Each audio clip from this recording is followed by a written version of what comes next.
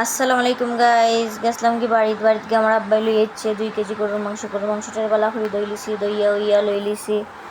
ও বালা করে দই লিলাম, দইয়া কড়াইত লই লিছি, লইয়া তেমা খাইয়া লাকড়ি চুলাত রান্ধিলিম। ও গরুর মাংস লই লিছে কড়াইত, ফ্রেশ করিয়া ফেস কুচি দিলাইছি, দিয়া আদা বাটা রসুন বাটা আমরা ফাটাত বাটি লিছি, জিরা বাটা 4-5টা কাঁচামরিচ দিলাইছি, দিয়া মোটা লবণ দিলাইছি, দিয়া সরিষার তেল দিলাইছি, দিয়া দিলাইম এখন হলুদ পরিমাপ মতো, মরিচ, হলুদ দিলাইছি, তেজপাতা, খাল, দারচিনি, এলাচি দিলাইছি, জিরার গুঁড়া না বাখরের গুঁড়া, আবার জিরার গুঁড়া বাটিয়া দিলাইছি।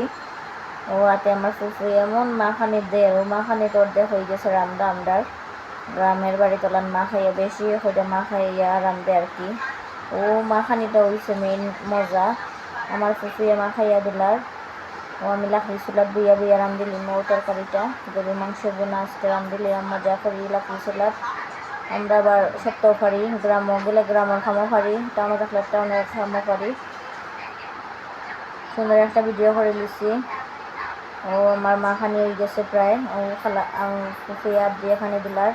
ও পানিতেও কষানি হয়ে যাব মাংসটা। ও চুলাত আমার বয় দিমু, ও চুলাত বই আমি আগুন দিলাইমু। ও আমার জটপট গরুর মাংসের তরকারি হয়ে যাব, বেশি সময় লাগতো না। লাকড়ি চুলার তো আগুন দম করিয়া থাকে, ফটফট করিয়া হয়ে যায়। ও উতরান ঠিক আছে, ও লাড়িয়া সারিয়া দিলাইমু। ও দিলাইরাম লাড়া ছাড়া দিয়েও ও ওই যার আমার তরকারি অত মজার তরকারি হয়েছে, লাকড়ি চুলার তরকারি অসাধারণ মজা। কিতা খাইতাম, যে খাইছে হেও খাইতে পারবো কিলান। আমরা গেলে লাকড়ি চুলা তো রান্ধি, আমার আম্মারে গেলে রাঁধতে দেই না, আমি বেশিরভাগ রান্ধি।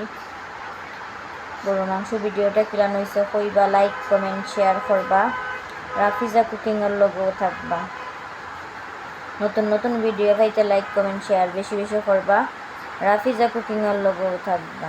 প্রায় আমার গরুর মাংসের তরকারিটা হয়ে গেছে, ও দেখায় কষানি প্রায় শেষ।